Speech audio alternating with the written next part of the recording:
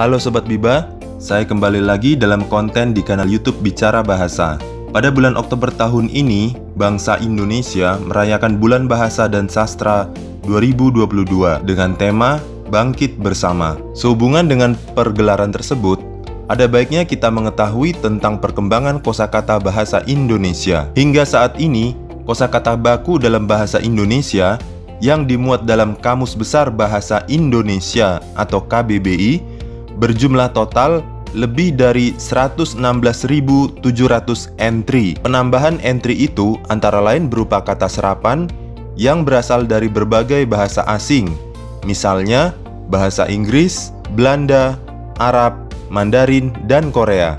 Beberapa faktor yang memengaruhi penambahan entry baru adalah perkembangan ilmu pengetahuan serta kecanggihan teknologi dan informasi termutakhir. Selain itu, ada pula pertukaran seni dan budaya yang begitu masif seiring dengan semakin berkembangnya era keterbukaan. Salah satunya berasal dari bahasa Korea. Merebaknya berbagai jenis musik dan tontonan asal Korea seperti musik K-pop dan drama Korea memberikan pengaruh terhadap penggunaan bahasa sehari-hari. Untuk mengakomodasi hal itu, Badan Pengembangan dan Pembinaan Bahasa atau Badan Bahasa memasukkan sejumlah kosakata bahasa Korea ke dalam Kamus Besar Bahasa Indonesia. Namun, tidak sembarang kosakata bahasa Korea bisa masuk ke KBBI. Menurut penjelasan Badan Bahasa, ada 5 syarat bagi suatu kata bisa masuk ke KBBI, yaitu unik, eufonik atau sedap didengar, seturut dengan kaidah bahasa Indonesia, tidak berkonotasi negatif, dan kerap dipakai. Untuk itu, mari kita simak kosakata bahasa Korea sebagai kata serapan yang masuk ke KBBI edisi terakhir tahun 2022. Daftarnya yaitu sebagai berikut. 1. Banchan. Dalam KBBI, artinya adalah makanan pendamping nasi khas Korea, dapat terbuat dari daging, ikan, sayur, dan lainnya. Biasa disajikan dalam piring-piring kecil dengan porsi terbatas. 2.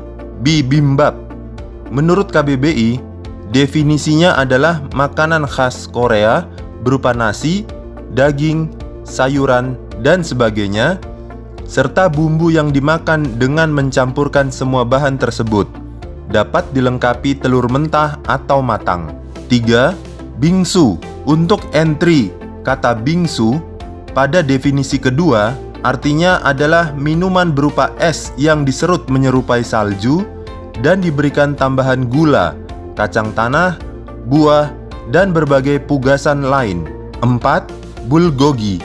Maknanya yaitu makanan khas Korea berbahan dasar daging yang dibumbui kecap asin, gula, dan rempah lain. Diolah dengan cara dipanggang atau digoreng. 5. Gochujang. Maknanya yaitu pasta cabai yang terbuat dari bubuk cabai, tepung beras ketan, tepung kedelai yang difermentasi, dan garam yang biasa digunakan sebagai bumbu dalam masakan Korea. 6. Hanbok. Artinya adalah baju tradisional Korea berupa atasan berlengan panjang menyerupai jaket berkerah V yang diikat pita dan dipadukan dengan rok panjang berpinggang tinggi dan berpotongan lebar di bagian bawah bagi perempuan atau celana longgar panjang bagi pria.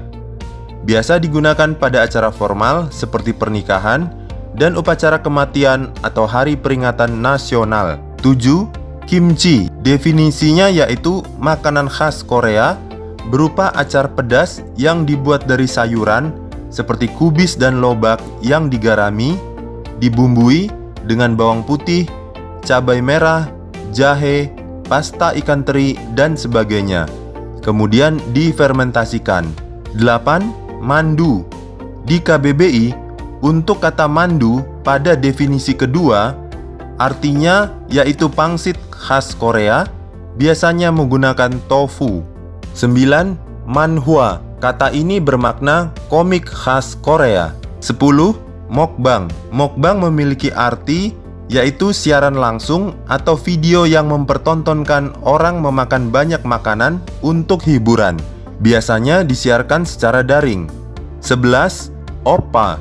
Kata oppa memiliki makna yaitu panggilan dari perempuan kepada laki-laki lebih tua, biasanya yang memiliki hubungan dekat atau sudah saling mengenal cukup lama, seperti kakak kandung, teman, atau kekasih. Itulah tadi 11 kosakata bahasa Korea yang masuk sebagai kata serapan ke Kamus Besar Bahasa Indonesia edisi terakhir tahun 2022. Semoga bisa menambah pengetahuan Sobat Biba tentang kosakata dalam bahasa Indonesia. Kalau kamu suka dengan konten ini, jangan lupa subscribe, beri like, dan tuliskan komentarmu, serta share videonya. Ikuti terus kanal YouTube Bicara Bahasa dalam konten berikutnya. Terima kasih dan sampai jumpa.